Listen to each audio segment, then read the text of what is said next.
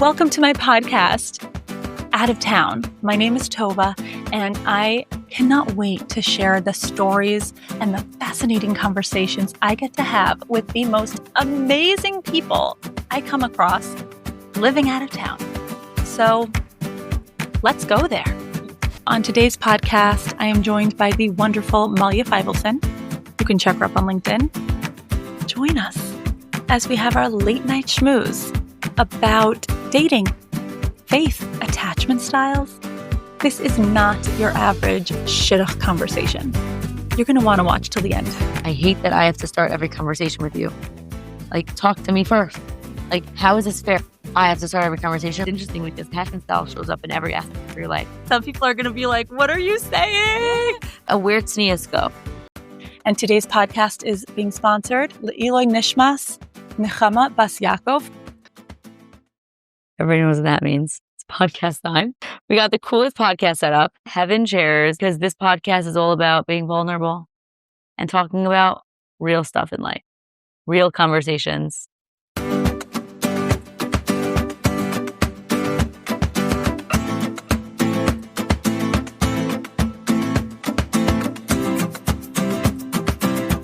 I invited you to my podcast because even though it's the Out of Town podcast and you're not an out of towner, but you've been here, you know Boston, you know out of town. So just really quickly, what is your hot take on the Boston out of town community?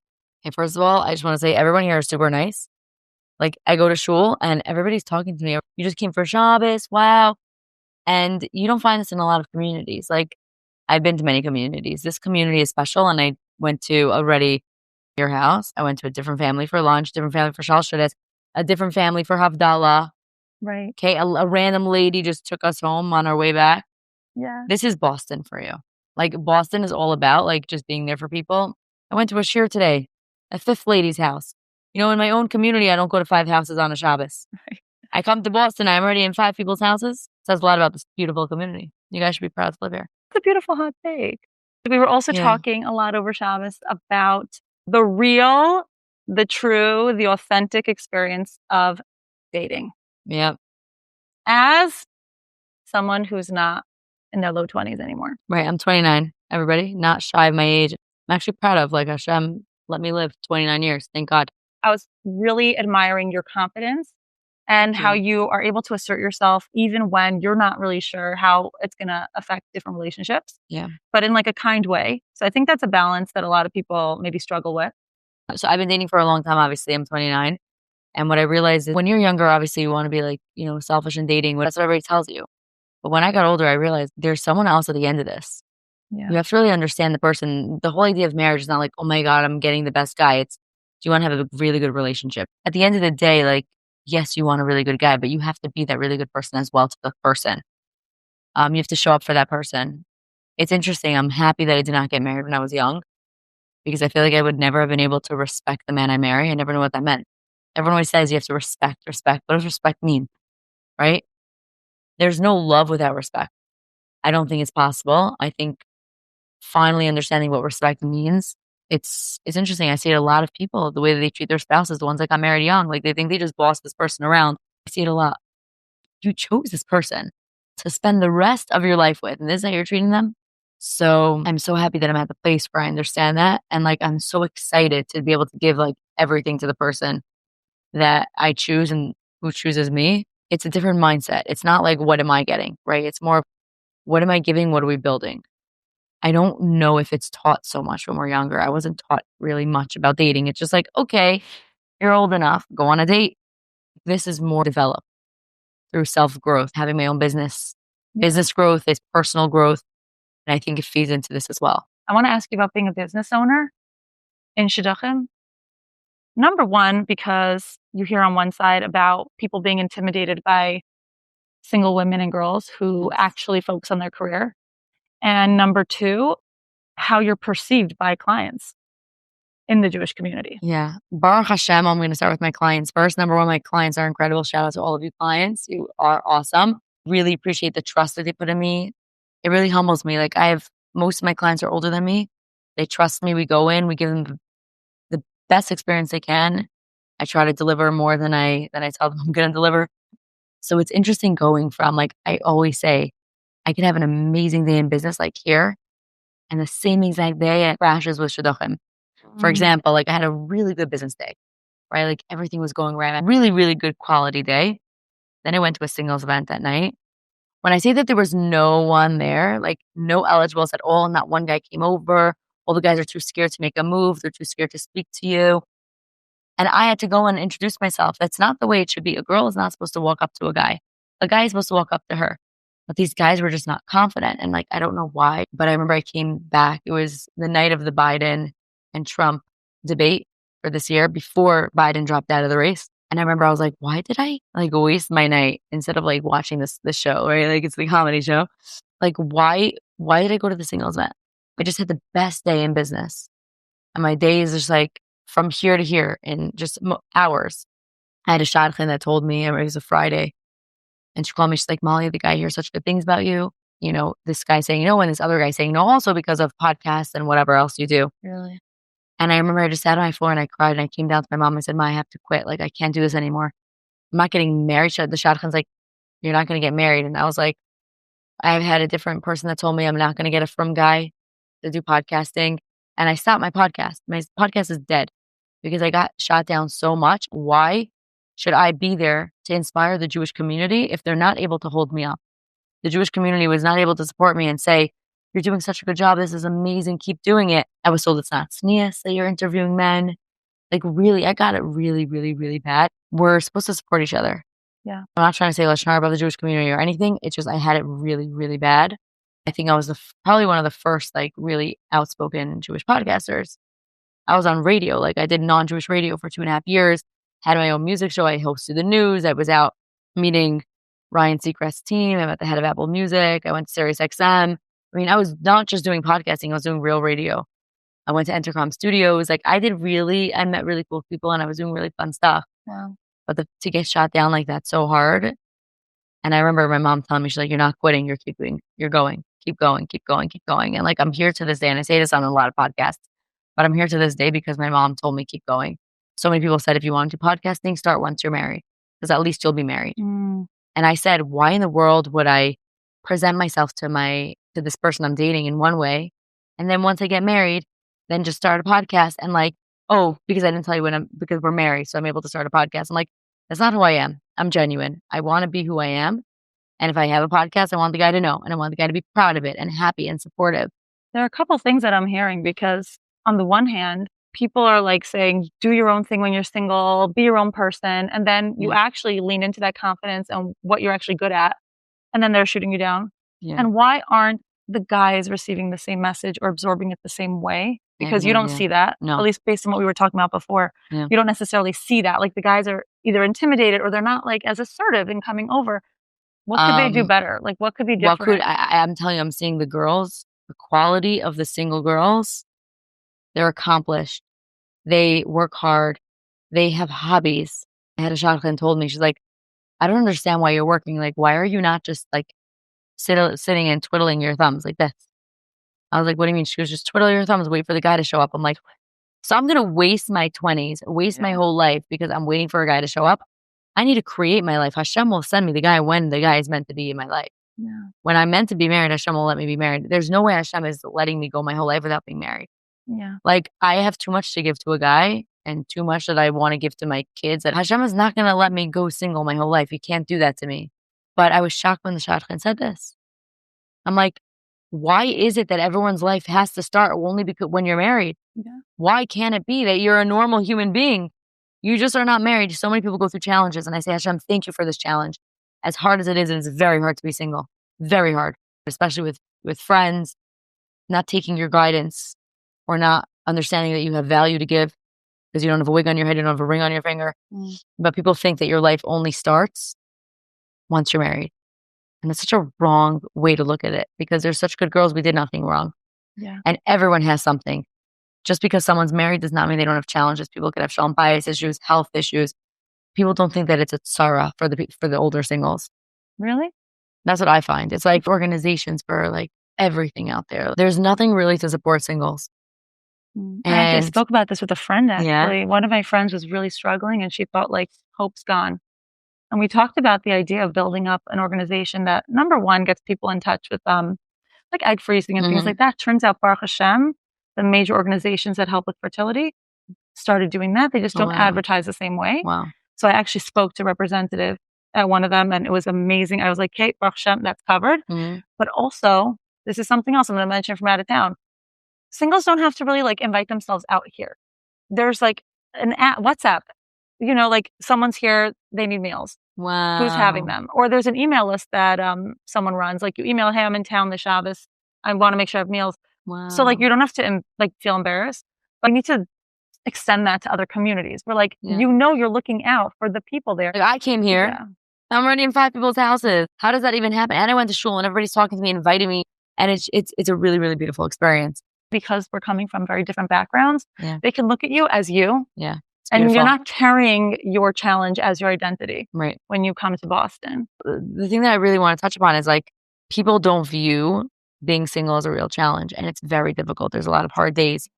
It's like, you also want to have a family, you want to get married, and you did nothing wrong. You're doing your shabbos. It just, Hashem did not send you the right person. And there's nothing that you can do. But when the world either nebachs you or Meretz Hashem by you, it's beautiful, Meretz Hashem by you. And everybody says it's classic. I don't really want to talk about that. But it puts people down in a way that we did something wrong and we didn't do anything wrong. It's not a failure. I didn't fail. We did nothing wrong. And Baruch Hashem, I used my time. Like, I'm in my 20s. I built a business. How many girls my age have their own company? If I was married, my clients would not treat me any different. It's the other people, the community, the friends. Do you know what I mean? Right. There's an exclusivity that's attached to it, which I think it's part of the incentivizing marriage. And just very basic. Because what is it? It's an access to a deeper level of meaning, which is what the Torah gives us. Get married, that's more meaning. Do these mitzvahs, more meaning. So I do think that there's like an exclusivity that's not intentional, but it's part of the incentive of marriage. And I think that it became an attitude of exclusivity, which it's not supposed to be. No. It's just an opportunity. Yeah. Let's say women and men carry shame differently. I see it a little different. Okay. The single men, they're so hard on themselves. Yeah. And if they face this rejection, which it makes it much harder to be assertive, right? Because it feels like what you're saying, I did something wrong. I'm failure. Right. I'm not capable. And years of that really wears someone down. I think when it comes to women, we aren't the provider in a spiritual or physical sense. Right.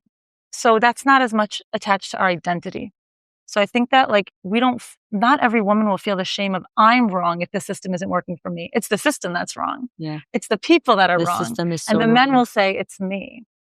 So I don't know how we combat that exactly. I think the Jewish community has to be building each other up a lot more. I think the Shidduch system is making people not want to get married.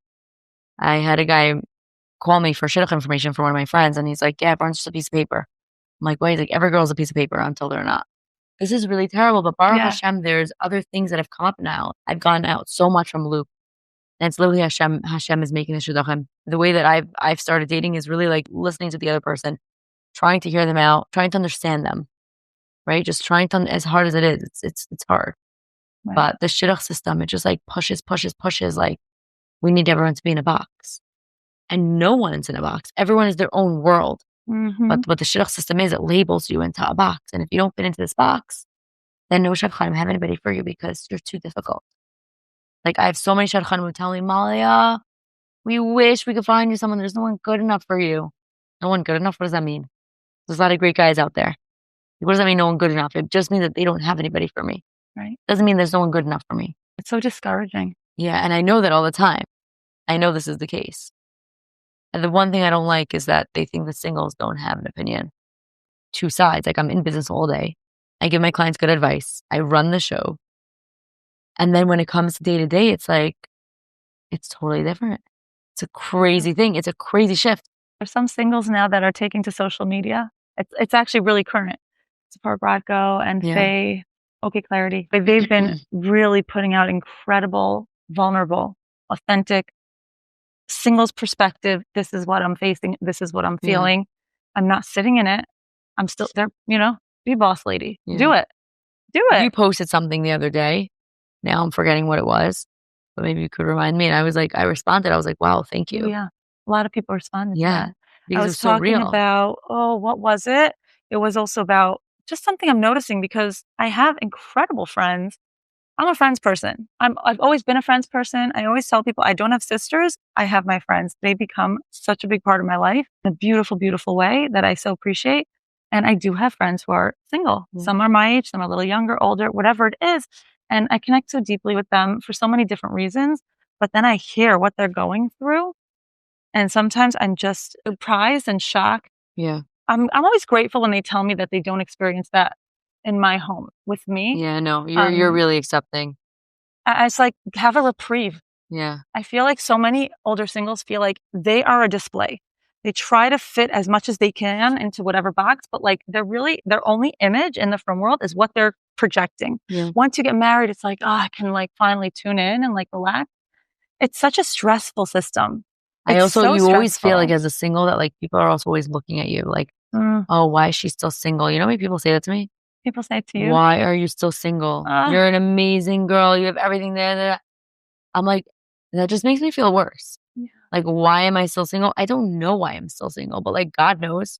Yeah. And that's it. Hashem will find me a husband when the time is right. So talk to me about that Emunah Bitachon for a second, because you do talk about Hashem real, like today, like now, here.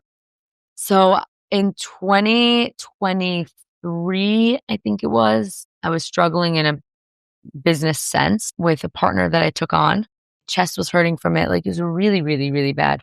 That it gave me like so much, not clinical anxiety, because if anybody has anxiety that's listening to this, I don't want them to think like I'm just like using the term. I got very, very, very anxious. And so I called up one of my friends that I was learning with. Let's learn Living Emunah. I've never learned it, but it's just a lesson a day. Oh, wow. And then I got Living Emunah on Shidduchim book, and I hated it at the beginning. Really? The first few chapters, I was like angry. I'm like, I'm a single. I'm going through this, and you're telling me that I should just be positive and I should just dive in and I should just. And I was angry at every lesson. I was like, this is so not sensitive. Who wrote this book? Did they just write it and they got married at 20? Once I got into it, I was like, okay, take a step back, like leave your emotions out of this and actually learn the lesson. And once I was able to actually learn the lesson, I was like, this is beautiful. But really, it comes from hard work. I was never really answered. My questions were never answered in school. And I went to Yaakov's and I would ask these questions and I would never get answers. I need to feel Hashem in my life. I'm a frum girl. Someone randomly started talking about how they need LinkedIn. And I was like, what do you do? She's like, I'm a forgiveness coach. I'm like, what is that? A forgiveness coach? Yeah. I was like, what is that? Yeah. And we got to talking and she's a Rebbitzin and we ended up speaking. I ended up bringing her on to like teach me this forgiveness coach. I was like, okay, everybody can learn forgiveness, whatever that is. And also taught me in dating, like I dated like guys that I was just like, let me just let go of everything. She started talking about like really Hashem being in your life and how Hashem is in your life. And she answered all my questions. I started being able to ask my questions and getting real answers. Changed my whole life. Because once you know that you're exactly where you're meant to be, Hashem wants you to be right here, exactly where I'm meant to be. I'm not meant to be anywhere else but in this moment. It allowed me to be present. It allowed me to be like safe in my decisions. It allowed me to be calm of like, this is okay. I'm here. And I still work on it. But like having a relationship with Hashem, it wasn't just like, okay, I'm faking it. Like I get angry at Hashem sometimes. I scream, but I'm like, Hashem, why? And then there's like, Hashem, I love you. Wow, Hashem, thank you so much. Like, wow, you're amazing. You're putting me here. That's a real relationship. A real relationship is not that it's all flowers and sunshine every single day.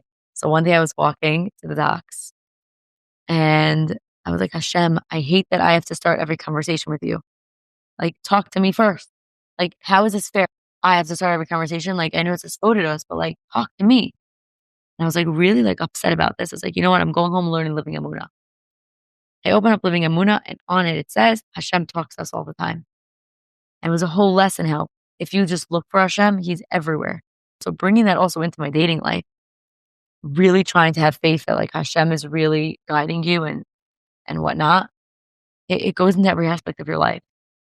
Like it really does. It does. Like Living Emunah, learning it has been like brought so much calmness to my life. Emunah is your North Star. Yeah. And so you can handle the stress. You can handle the ups and downs. I've been able to be a lot more calm. Like, I feel like, oh my gosh, that's not my personality to be just like super calm. Like, what, am I losing my personality? But no, I'm not losing my personality. It's more about just aware, present, and knowing that like God will work it out. I love it. It's so positive. Like without being toxic positivity. Yeah. It doesn't sound toxic because you have reality on your side. Yeah. You have like, but this moment's real. My anger is also real. Right. Yeah. I'm very into that. I'm very into feel how you feel. even with God, like, feel how you feel. Yeah. It doesn't make sense. How are you going to be like all happy every single day? You can't in any relationship that you're in. You're happy, you're sad, you're angry at the person, you're misunderstood by the person. There's confusion. Yeah. Same thing with God. We don't know why we're meant to be here. We don't know who we're going to like really touch or inspire. People need to hear what it means to be living with Hashem. People don't know what it sounds like. Yeah. I always say you can't give yourself something you haven't witnessed or received. So like people say like, have self-compassion, just have what if no one treated you with compassion? Right. So how about instead of telling someone to have self-compassion, be compassionate. Right. And then they can mirror that. So the same thing here. So everyone's saying have faith, have emunah, have bitachon. Yeah. What does that look like? Right. When I'm feeling angry? It looks like you scream to God. Yeah. And you tell God, like, Hashem, I'm so mad. Right. I'm so mad. Like, why are you not helping me with this? Like, really being real and like talking out loud. And the bottom line with Emunah, when you have highs with God, write them down in your brain or write them down physically. I have a book. I have a whole notebook. It's a leather notebook. And it's my Hashem notebook. What do? Anytime I see Hashem in my life, I write down a story and I write it down because I want it to be that I see more of Hashem in my life. Something about parking spots and games on Shabbos that just brings out that Emunah. Yeah. But I think that's what it's there for, to show you on a constant basis what living with God is about. Yeah. Just to like transition into speaking more on a different topic, I also want to say that when living with Emunah is an extremely incredible tool. It's also like the refuah before the makkah, because when people are depressed, how do you know? There's a hopeless edge to everything that they say. And when there's no hope, you can't really even work on the Emunah and bitachon. So when you're working on it to begin with, it's a little bit of that medicine that can just help sustain you. Obviously, depression can hit even people with the biggest Emunah and bitachon. You see the difference in how people are looking at life. Wow, even a parking spot is a ray of sunshine from Hashem. And versus like, when do I need to get help is when I feel like there's not a single ray of sunshine in the world for me from Hashem. Right. So like, we can also look out for ourselves with that information. I needed to fill my schedule because there are not enough shadels in Boston to be a full-time job. Let's put it that way. So I decided Thursday mornings, 9:30, I'm going to invite all my friends, whoever's around, to join. And we read from just Living Emunah, and we just would read and then just discuss. And because we have people someone was just converted, somebody converted a while ago, one person's a shlucha here in a neighborhood, then Malky would even zoom in when she moved out of Boston. Nice. And then just a friend from around the corner, like a friend from New York. Like we had such a diverse crowd. That's another thing. Boston is like so inclusive. Nobody feels like their integrity is threatened by who else is in their environment. It's only uplifting and meaningful. And there's something special about that. You can't fake it. So refreshing that here it's like everyone is just themselves. And it's so nice. And that's why I stay in Boston. Once you hit that level of meaning, it's very hard to leave. And even people who know they're coming here only temporarily for school, I've seen tears. Like, I'm not going to get this anywhere else. So when it comes to attachment styles, I think it was so fascinating. For me, it's a gift to be able to talk about the things that I get excited about. And then you came in all excited about it. And I'm like, How we both like followed Thais Gibson.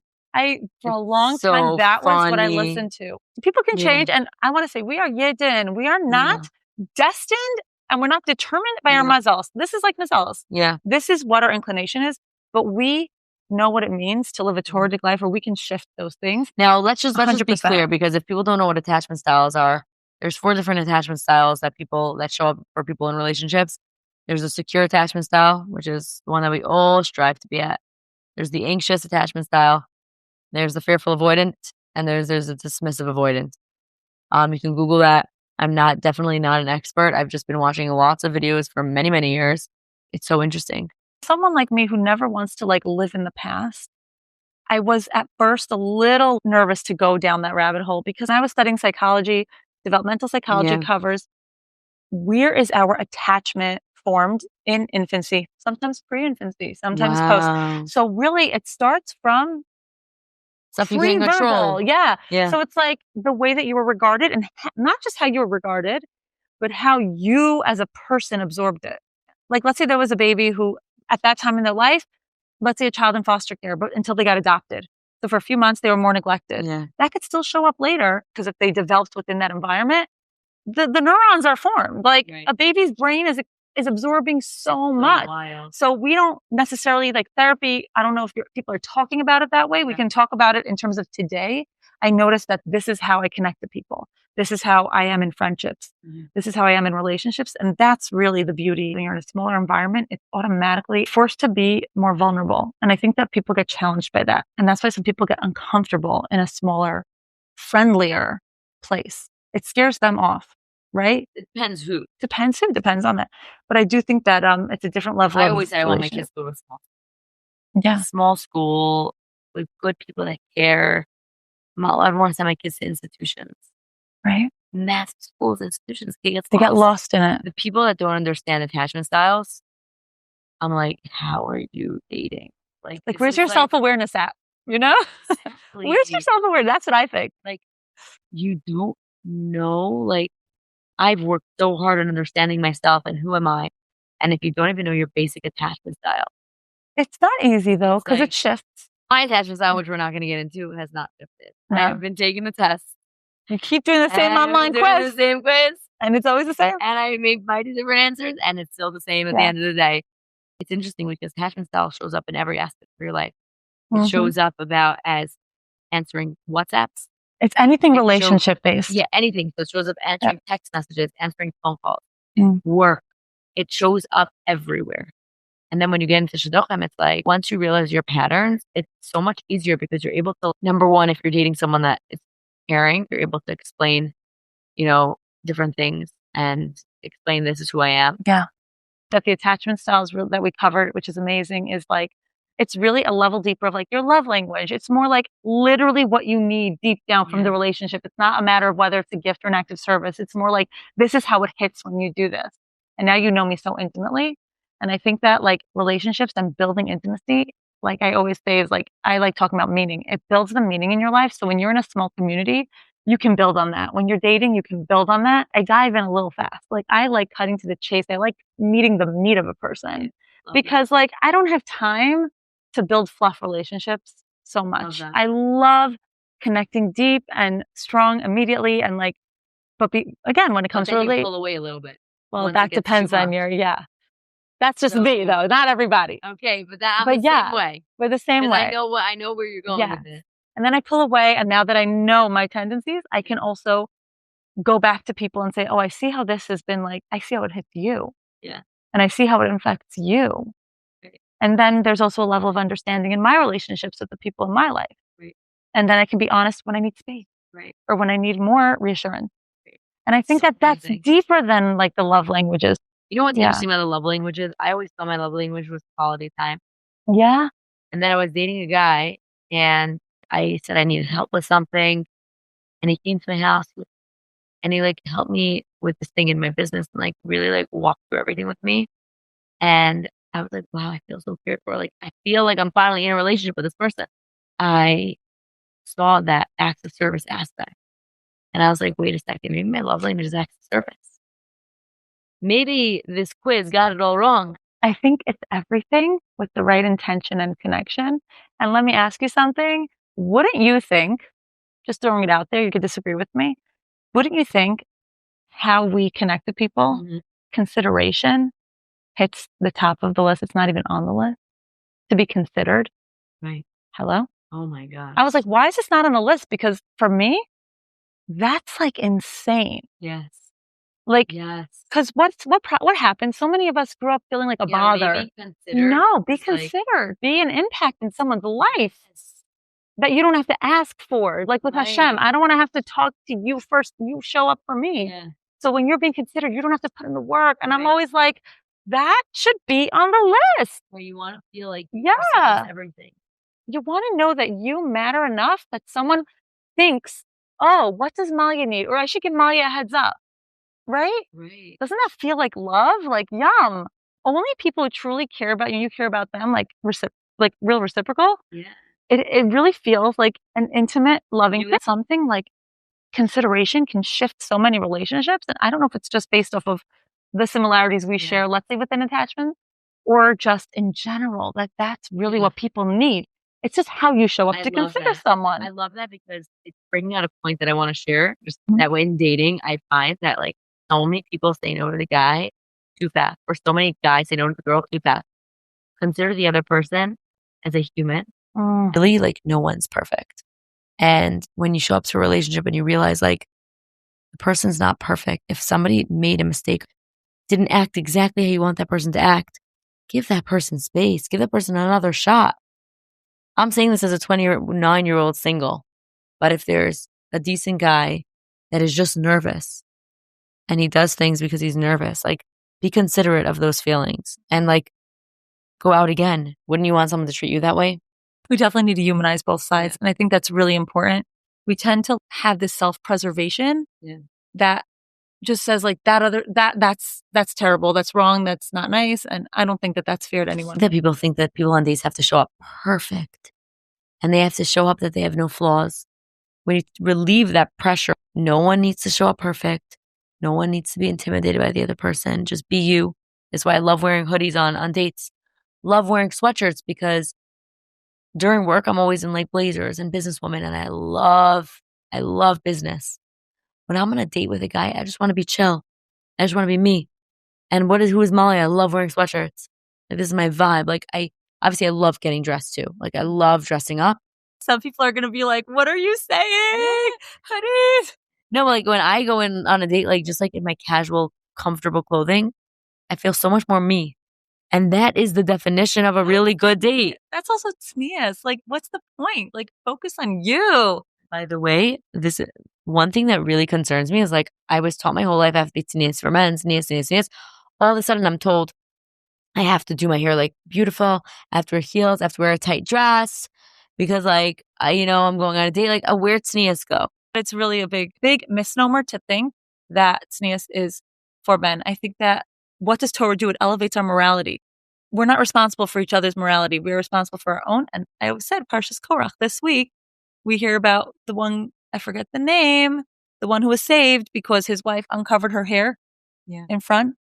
And I said, that's how we learn about hair covering, which I love talking about because I do shadels and I love learning more about the mitzvah. But also the idea that she was not tznius, that didn't give permission for men to be animals. On the contrary, they knew to show up differently. They knew boundary. They knew give respect and space. And it saved someone's life. And she gets credit. It's because she was very, very careful with her hair, like covering her hair. The only reason that happens is because she always covered her hair. So when she let her hair down, she kept the bad people away from her husband. It's a crazy story. It's crazy because people would say nowadays, Aveira, you're outside with that chair covered, has to be covered every second. And I think that, again, we have to do our own thing. We have to use our judgment. And we have to be responsible for our own mitzvahs.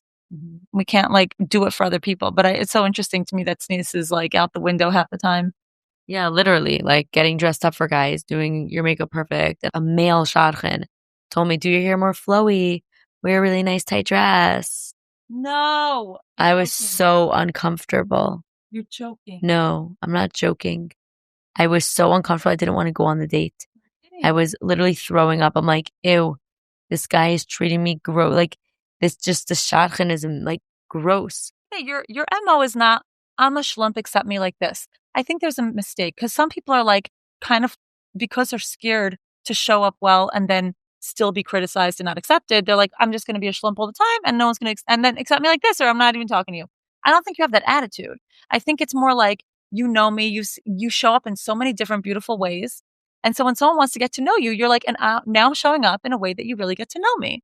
So you've given the full picture. You're not like failing. You're not being not confident. You're not lacking confidence when you do it. And you're not trying to like let go. You care. You care about how you present yourself for sure. Oh, 100%. Yeah, definitely. Bottom line is like, everybody's put here for a reason. Everyone has to stop trying to be someone else and really look within. Everybody knows who they are. Deep down, when you look into yourself, who are you? Who is Malya? You find out who you are.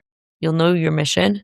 Yeah. And you'll know how to be on your own path. I love how honest and real you were. And I love that you came and visited us and that you can appreciate our out of town community. Love it. Yeah, I love it. It's really fun. You guys are awesome. Peace. Thanks for having me. If anybody wants to ask me any questions, you can look me up on LinkedIn at Malya Feivelson. That's MALYAFEIDELSON.